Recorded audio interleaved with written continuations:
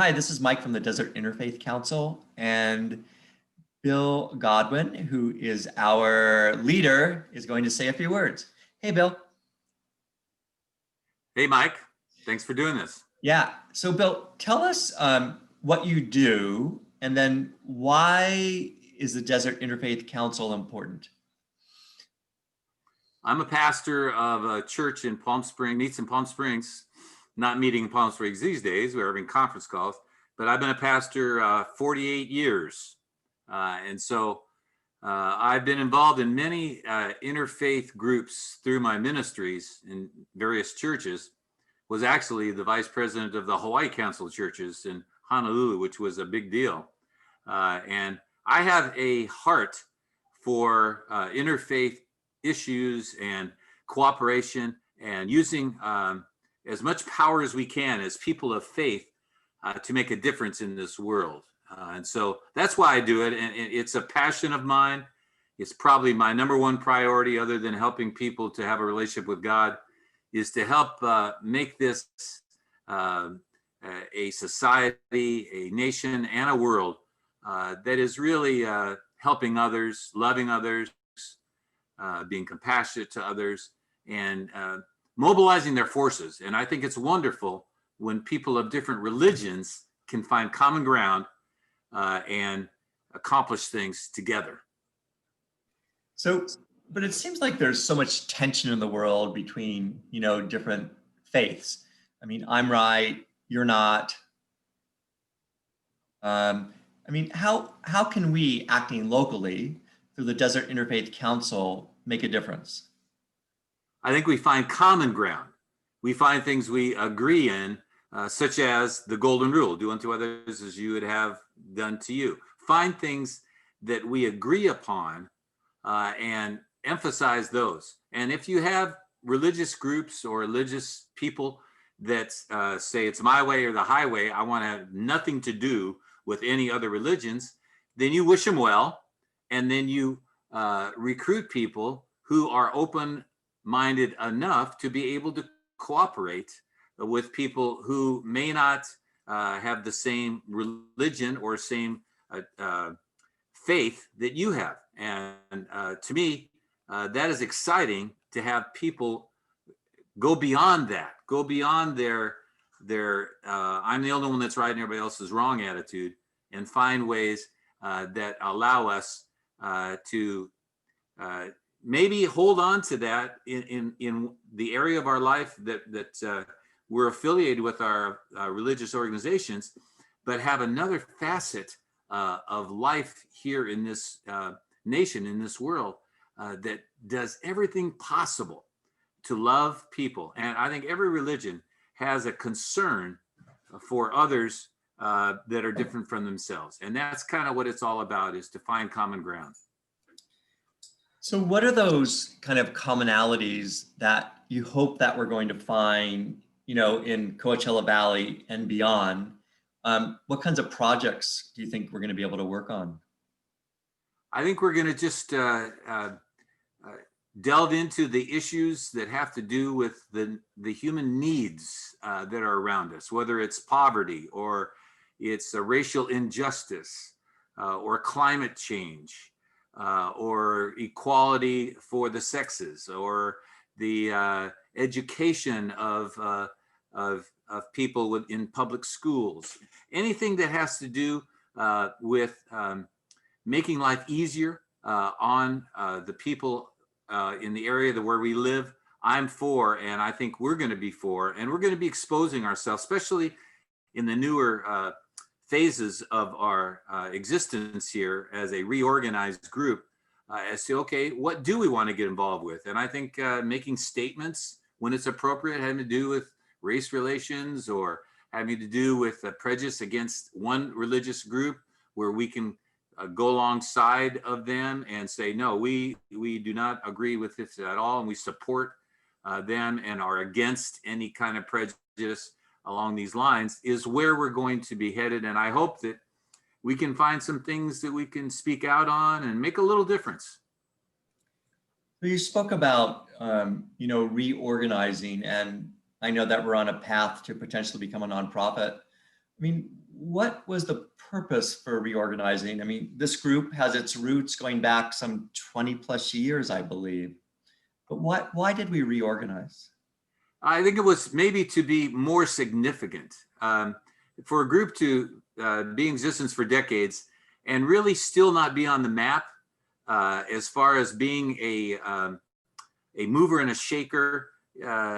Like, you know, our early years as a nation, the church in the city was very well respected. People went, asked the pastor, asked the rabbi, asked the priest, asked whoever was leading the group, how you're a community leader, how are your people responding to this issue? That those days have gone by the wayside, and it's almost like the religious bodies are shunned or looked down upon as closed-minded, narrow-minded people. And I want us, and we're surrounded by people who agree with me that we need to make a difference. And instead of maybe, you know, just having a nice meal with each other once a month and finding out a little bit about what each other believes, we say, okay, well, what difference can we make as a group? And when you have an identity, then you can spread that identity. You can let the media know. You can let the newspapers know. You can let the TV stations know that you're there. And when tragedies happen, when issues happen, my goal is for our group, the interfaith group, to be contacted so that we can give our opinion and we can give maybe some advice and some guidance and maybe come alongside the people that are doing a great job in these other various areas. We're not going to reinvent wheels. We're going to come alongside people that are doing a great job, or maybe set some new ground ourselves. But it's an exciting journey that I believe is starting to move with people in our valley who are finding out what we're about, and we're organized. See, for all these decades, there was no official bylaws, there was no official dues, there was no real significant movements that they were kind of budgeting for. And to me, for a nonprofit that wants to make a difference in our day of the internet and everything, people are going to want to say, okay, Desert Interfaith Council, let me Google them and see what they're all about. And up until now, what used to be called the Mid-Valley Interfaith Council, I don't even know how much you could get from a website that maybe was minimal at best and didn't really have any kind of bylaws, didn't really have leadership other than a president who was kind of like voted from anyone who showed up to a certain day that it was decided. We now are going to have membership. We're going to have dues. We're going to have people who are leaders. Right now we have a 5-member leadership team. And to me, you want to do things well. We want the people of the community to say, yeah, this group is coming together to make sure that they have an organization that is looking toward the future, got its act together, and makes sense and tries to do things properly and in order. And that's kind of what I see going on. And I think we've spent a few months here at the end of 2020 getting this done, and now we're ready to mobilize. So the country, it seems to me, the country's been very divided, Yes. somewhat along religious lines. I know that we just had a letter published in the Desert Sun. Can you talk about that letter and how you hope that can help to maybe bring people together? Well, it was my idea to just say, this is what I think our group is about. We had another letter after the George Floyd death, speaking out against racial injustice. And a year or so ago, we had one saying that our group wanted to be involved in social issues that had to do with the needs of human beings. So this is really the third one. The first one, since we officially became, I think, sanctioned as an organization, which California hasn't recognized it fully, but functioning. And I said, we need to speak out. What happened to the Capitol a week and a half ago, it just was insane. And I said, can we come together? And I really appreciated our leadership team, including you, Mike, for going back and forth. What do we want to say? How do we want to say it? How do we want to let the people that will be reading this know that the Interfaith Council, how we feel about what happened and how we move forward from it? And so we had kind of a combination. It's Martin Luther King holiday weekend. So it came out, it's going to be in the Sunday paper, and it came out online today. And I think there's going to be an article. I was interviewed by one of the reporters today in more detail about the Martin Luther King stuff. So that'll probably be out this weekend. And so the idea was to try and speak out about our abhorrence as to what took place on the 6th, and saying this is unacceptable for our nation. The prejudice that was involved in it was something unacceptable for the United States of America. And so we started with that, but then we transitioned into, okay, well, so what? What can be done? What can people of faith offer in this struggle to try and keep this from reoccurring or to stop it? And so I thought people like you and others came up with some wonderful comments about showing love, showing concern for people, moving toward dialogue and trying to help make sure that we find out the injustices, take care of them, work with leaders in the community, and try and move forward and make the new administration that's going to be inaugurated next Wednesday have an opportunity to have support to try and handle the COVID and the financial crisis and the unemployment that's going on, as well as this anarchical, autocratic response that took place this Wednesday. And so I believe that this letter that we sent out, I think covers a number of different issues having to do with a traumatic event in our nation, and the fact that we are not just going to sit back. One of the things I love about Dr. King was his comment about if you stay silent, you're part of the problem. And I don't want us to be silent. And I'm not a silent guy. I'm an extrovert from day one. I speak my mind, and so be it. And sometimes they have to say, all right, calm down, Bill. But I'm not gonna calm down when I see injustice and when I see people being treated unfairly, and people's rights being violated, people being killed, people doing illegal things. And so that's kind of why I believe this is so crucial. And I think we made a good statement. What are some of the nuts and bolts then of the Desert, the Interfaith Council? Like, when do we meet and all that kind of stuff? Well, right now we're meeting once a month. We're going to be meeting right now. Zoom is the way we're meeting. We used to be the first Tuesday of the month. We're going back to that because that meets the schedule for some of the people that we're kind of used to meeting on that day. So we're going to meet the first Tuesday at 12:30ish, and then when we are freed to be able to meet together, we'll be meeting in different religious organizations or restaurants once a month, and have a meal involved in our meeting as well, and various leaders within the group will participate in that. So we're going to be doing that. Our leadership team of the 5 of us try to meet every month also to strategize. We want to make sure that everybody who's a part of our interfaith mailing list has the agenda of what we're going to be dealing with. Like February 2nd at 12:30, we're going to be dealing with Black History Month, and we're going to have a panel talking about race relations. We're going to have 3 African Americans, Black people speaking, 1 Muslim, 2 Christian pastors, and I'm trying to get a Black woman to join us also. And so we're going to be talking about what that's going to be like. And so the leadership team says, okay, let's put some flesh to that. We also now broke up into 2 other groups, 2 subcommittees, an organizational governance committee and a program committee. And so one of the exciting things that I love about our group, and it's already shown itself, is tapping into the expertise of the wonderful people that we have, whatever religious organizations they're involved in. We had a wonderful meeting yesterday led by an ex-rabbi talking about COVID. And then we had other experts. We had a person who is a chaplain who works with bereavement.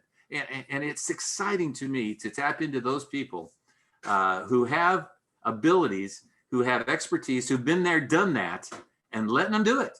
And that's what we're going to be doing is have these monthly meetings, and then we'll branch out. Like we're supporting the Martin Luther King event this weekend, encouraging anyone who wants to walk. There's actually a march with physical distancing Monday. There's a combined community meeting on Sunday, Zoom meeting. We had our own Thanksgiving service so we're going to be having special events through the year that are appropriate. I know there's going to be one having to do with disabilities, hopefully this December. And we're going to try and follow the calendar year. March is coming, which is Women's Month. And then we have, things with the family having to do with, Father's Day, Mother's Day, that kind of stuff. So Earth Day, climate issues we're going to be dealing with. So we'll see how much we branch out in other events. And we want to help publicize the things that are going on and come along with them and lend our support. So how do people get in contact with you, or the organization? Well, we have a website, we have a Gmail account, and they can contact me in my email as well. And so you just, what is it? www.interfaith, Desert Interfaith. That is our official, I think, website. All right, here we go. Interfaith@gmail.com is our email. Desertinterfaith.org. And then there's a Facebook, facebook.com/groups 1173104-784-54905. Yes, thank you. And Bill, is there a phone number too? You can use my phone, 760-895-0275. Okay, great. And what about the dues structure? How does that work? Well, we have two categories of dues, and we're evaluating this also. We want to make it as easy as possible. We want organizations to join. Right now, it's $50 for an organization. Let's say a church or a synagogue or something, or maybe not even a religious group, but a group, some community organization want to join. That's $50 per year, and then individuals can join for $25 a year. And we have an application fee that we'll send anyone who is interested. So again, for contact, you can go to our website, desertinterfaith.org, go to our Facebook page, give Bill a call. Anything else you'd like to say, Bill? I'm just excited about it. I'm a senior adult. I've been at this a long time. And this is kind of, other than my church #1 priority, this is where my heart is. And I really believe that, we have terms now, 2-year, 3-year, 1-year terms, and we have people committed to it. And my goal is to just see us grow, see people hear about us, join in, ask questions, and help us to structure it in a way that is pleasing to as many people as possible. And yet, I think you were the one who said, Mike, we're not here in the business of not hurting anybody's feelings. We're here trying to do the right thing. See? Whether it speaks truth to power or love our neighbors ourselves or whatever it is. And so I'm excited about the future. And I hope many people who hear this will either contact us, find out about it, and just check us out. Come to a meeting or two. If you mind, we'd love to use the gifts that God has given to each of the people that come into our midst, or at least contact with us, so that we can do some significant things to make this a better world.